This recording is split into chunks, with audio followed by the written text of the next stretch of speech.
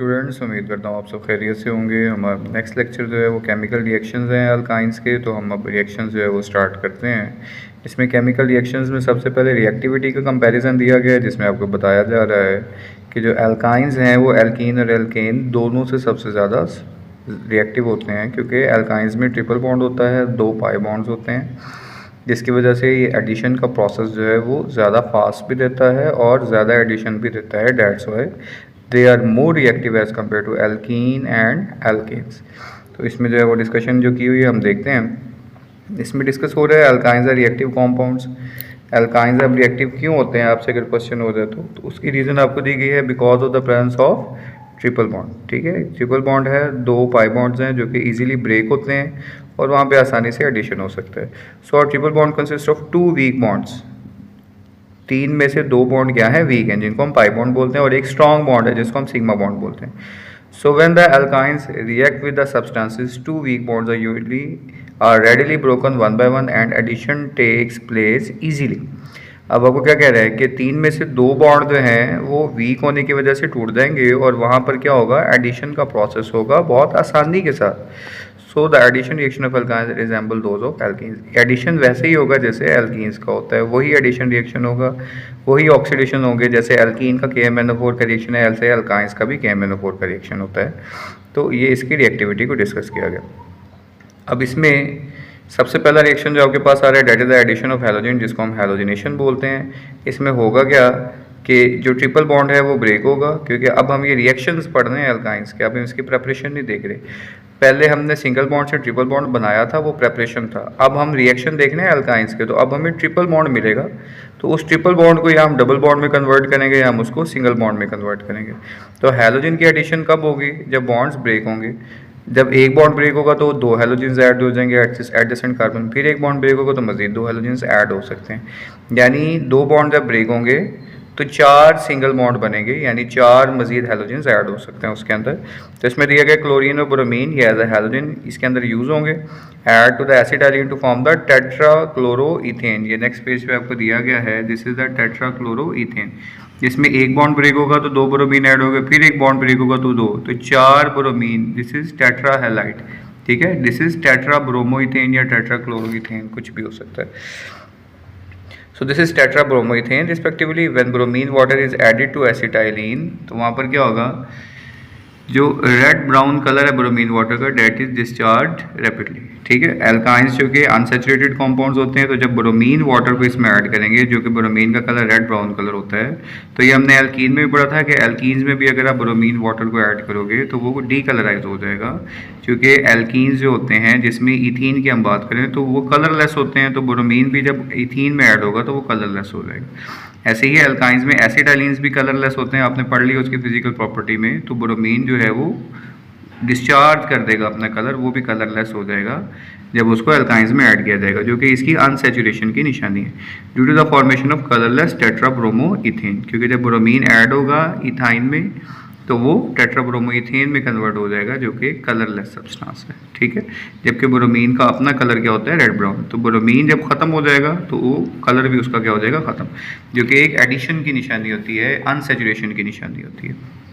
इसमें carbon triple bond carbon दिया गया, आप इसको ब्रेक करेंगे। जब एक ब्रोमीन इधर ऐड होगा तो बॉन्ड ब्रेक होगा और दूसरा ब्रोमीन इधर ऐड हो जाएगा, फिर एक बॉन्ड ब्रेक होगा तो एक ब्रोमीन इधर ऐड होगा, एक ब्रोमीन। तो इस तरह से आप 2 डबल बॉन्ड ब्रेक करके 4 सिंगल बॉन्ड जो है वो बना देते हैं। ठीक है, हाइड्रोजन वैसे के वैसे ही रहेंगे। So this is the addition of halogens which is called as the halogenation. So this reaction is used to identify the unsaturation of alkynes. ठीक है, जैसे कि मैंने आपको बताया कि ब्रोमीन वाटर अगर डीकलराइज होता है तो वो अनसेचुरेशन की निशानी है। तो अगर तो डीकलराइजेशन नहीं होगी, इसका मतलब क्या है कि वो कंपाउंड अनसेचुरेट नहीं है बल्कि सेचुरेट है। ठीक है, तो ये तो हो गया आपका हैलोजिनेशन। अब नेक्स्ट हमारे पास आ गया है ऑक्सीडेशन विद KMnO4।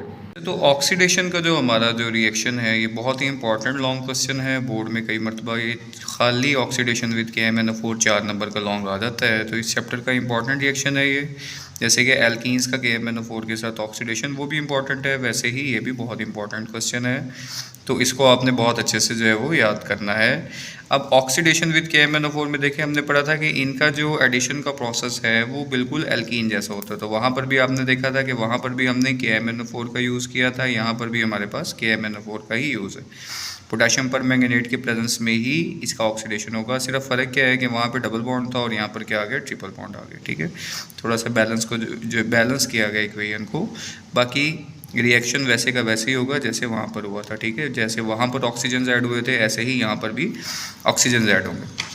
तो यहाँ पे आपको ऑक्सीडेशन के लिए एक्वस KMnO4 का सोल्यूशन दिया गया है, पानी के अंदर इसका सोल्यूशन KMnO4 का बनाया गया है।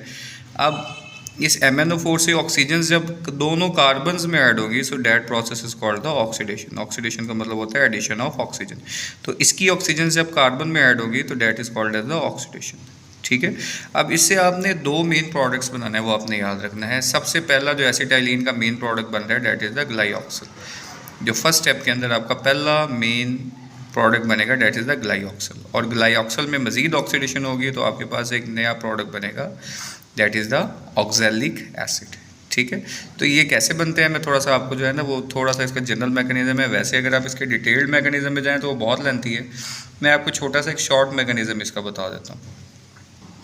अच्छा, इसमें देखिए मैंने ऑक्सीडेशन के लिए जो है वो एक छोटा सा मैकेनिज्म दिया हुआ है, इसको देख लेंगे। जैसे कि आपको पता है कि ये रिएक्शन जो है ये एसिटाइलिन्स का रिएक्शन है। यहाँ पर देखेंगे हमने एक एसिटाइलिन लिया हुआ है, कार्बन ट्रिपल बॉन्ड कार्बन को हम एसिटाइलिन बोलते हैं, जो कि एक एल्काइन है, और साथ में चूँकि 3 बॉन्ड है, चौथा बॉन्ड दोनों ने एक एक हाइड्रोजन के साथ बनाया हुआ है। ठीक है, अब हमने मेन प्रोसेस काम क्या करना है, मेन काम है हमारा ऑक्सीडेशन का। KMnO4 के थ्रू हमने ऑक्सीडेशन यानी एडिशन ऑफ ऑक्सीजन करना है। अब जब यहाँ पर ऑक्सीजन ऐड होगा तो एक ऑक्सीजन जो है वो 2 बॉन्ड बनाता है, एक ऑक्सीजन 2 बॉन्ड। तो अगर इस कार्बन ने एक ऑक्सीजन को ऐड करना है तो ये अपने 2 बॉन्ड क्या करेगा, ये अपने 2 बॉन्ड ब्रेक करेगा। ऐसे ही इस कार्बन ने भी अगर एक ऑक्सीजन को ऐड करना है तो ये भी अपने दोनों बॉन्ड क्या करेगा, ब्रेक करेगा, जिससे इन दोनों कार्बन के 2 बॉन्ड ब्रेक होंगे और बाकी क्या बचेगा आपके पास, carbon to carbon single bond. ठीक है, इसे एक ऑक्सीजन इस कार्बन में ऐड हो जाएगा और एक ऑक्सीजन जो है वो इस कार्बन में ऐड हो जाएगा, तो आपके पास बनेगा क्या, आपके पास जब कार्बन में ऑक्सीजन ऐड होगा तो carbon to carbon double bond और साथ में हाइड्रोजन, और इसी तरह से जब नीचे वाले इसमें ऐड होगा तो इसमें भी carbon to carbon double bond और साथ में क्या आ जाएगा, हाइड्रोजन। ठीक है, तो इस तरह से जो आपके पास पहला जो आपके पास प्रोडक्ट बनेगा ना वो कुछ इस फॉर्म में आके बनेगा। ये आपका पहला स्टेप है जिसमें आपने पहले 2 ऑक्सीजन ऐड किए हैं। ठीक है, तो ये आपका पहला प्रोडक्ट बनेगा डैट इज़ द ग्लाइऑक्सल। उसके बाद आप इसी के अंदर मज़ीद 2 ऑक्सीजन ऐड करेंगे, टोटल आपके पास 4 ऑक्सीजन है। 4 ऑक्सीजन डायरेक्टली ऐड होने पे कार्बन जो है उसके साथ 2 ऑक्सीजन ऐड होंगी। 4 ऑक्सीजन है, 2 इस कार्बन में ऐड होंगे, 2 इस कार्बन में ऐड होंगे, साथ में हाइड्रोजन रहेंगे, डबल बॉन्ड कन्वर्ट हो जाएगा सिंगल बॉन्ड में और आपका मेन प्रोडक्ट बन जाएगा that is the oxalic acid. अब ऑक्सैलिक एसिड बनाने के लिए पहले हमें क्या बनाना होता है, ग्लाइऑक्सल। अब 4 में से 2 ऑक्सीजन पहले हम इसमें ऐड करेंगे तो ये प्रोडक्ट बनेगा, जैसे मैंने को बताया 2 ऑक्सीजन ऐड, एक ऑक्सीजन इसको ऐड करने के लिए ये बॉन्ड ब्रेक करेगा अपना डबल, और एक ऑक्सीजन जब यहाँ पर ऐड होगी तो ये भी अपना डबल बॉन्ड ब्रेक करेगा, तो कार्बन टू कार्बन क्या हो जाएगा, सिंगल बॉन्ड हो जाएगा। एक ऑक्सीजन इधर ऐड हो जाएगा तो कार्बन डबल बॉन्ड ऑक्सीजन और साथ में इसका ये वाला हाइड्रोजन, और एक ऑक्सीजन इधर ऐड होगा तो कार्बन डबल बॉन्ड ऑक्सीजन और साथ में इसके साथ जो लगा हुआ है हाइड्रोजन यहाँ पे आ जाएगा ग्लाइऑक्सल। तो ये होगी 2 ऑक्सीजन ऐड। अब इस ग्लाइऑक्सल में मजीद 2 ऑक्सीजन, क्योंकि आपके पास 4 ऑक्सीजन आपने ऐड करनी है तो 2 इधर ऐड करके ग्लाइऑक्सल बना। मजीद जब 2 के एडिशन होगा तो क्या होगा, अब ये ऑक्सीजन जो है ये चूँकि एटॉमिक फॉर्म में है, ये बहुत ज़्यादा रिएक्टिव है, तो अब ये ऑक्सीजन क्या करेगा, ये ऑक्सीजन डायरेक्टली अटैक करेगा कार्बन के ऊपर। अब जब ऑक्सीजन इस कार्बन के ऊपर अटैक करेगा तो कार्बन जो है वो अपना बॉन्ड ब्रेक कर देगा इस हाइड्रोजन के साथ।